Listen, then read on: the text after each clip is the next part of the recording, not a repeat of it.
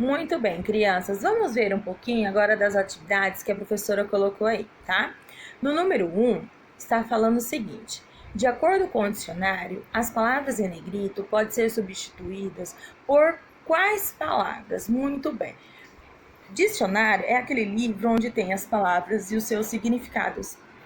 Pode ser que você não tenha um dicionário aí. Então você pode consultar o Google, onde você vai digitar a palavra que está escrita em negrito, ou seja, em preto mais escuro, lá no Google para você descobrir os significados, certo?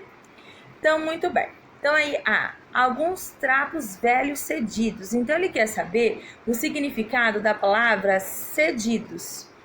Então, cedidos vai significar dados, lavados ou mandados. Então você vai fazer um X no significado de cedidos. Você também pode voltar e ler o texto novamente para tentar identificar uma palavra que tem o mesmo significado de cedidos. B. Noninho improvisado. A palavra improvisado quer dizer desarrumado, preparado às pressas ou ninho sujo, né? Sujo, na verdade. C. Ideia luminosa. É uma ideia infeliz, ideia desconexa ou uma grande ideia?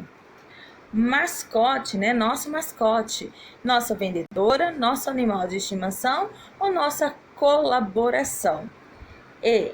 Estabanada significa desastrada, elegante, calorenta. F. Desengonçada quer dizer feia, desajeitada ou mal criada. Lembrando que é interessante você voltar lá no texto e procurar onde estão essas palavras para você identificar certinho o que é que a autora quis dizer. G. Pior traquinagem. É a pior travessura, pior defesa ou pior descuido? H. Ela vive pomposa, ela vive magnificamente, ela vive chateada, ela vive cansada. Então, lembrando que é só marcar o X na resposta correta, tá? De acordo com o significado dessas palavras que estão em preto mais escuro que a professora marcou aí com a flechinha. Muito bem, continuando, agora nós vamos para o número 2. O número 2 tá dizendo o seguinte, vocês vão responder aqui nessa linhazinha, tá? A história é contada por quem? Vocês vão me falar assim, professora, pelo narrador. Nessa história, não. Eu vou voltar um pouquinho o texto para vocês observarem. Ó, aqui no texto, aparece uma palavrinha aqui, ó, eu, certo? Diz assim, meu irmão e eu. Então, eu estou contando. Quem sou eu dentro dessa história? Muito bem. Então, vocês vão ter que prestar bastante atenção, porque não vale colocar narrador, porque não é qualquer narrador. É alguém que está participando dessa história, porque nós temos a presença do pronome eu. O pronome eu indica a primeira pessoa. Então, nós temos um personagem que participou, é claro, da história, que está contando, está narrando. Quem é que está narrando essa história? É isso que vocês vão responder aqui no número 2, certo? Muito bem, galerinha.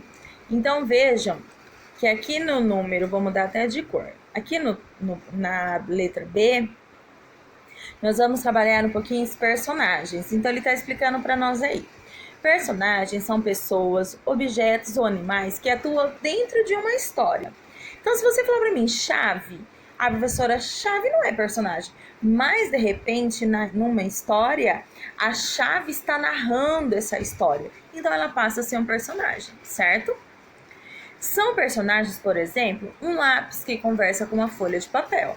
No texto, Natasha, quais são os personagens? Então, você vai voltar lá no texto, vai fazer toda a leitura novamente e vai escrever para mim quais são os personagens, mesmo que apareceu uma vez só, porque ele não está pedindo o personagem principal. O personagem principal é aquele personagem que mais participou da história, onde toda a história acontece em volta dele. Não é isso que ele tá pedindo, tá?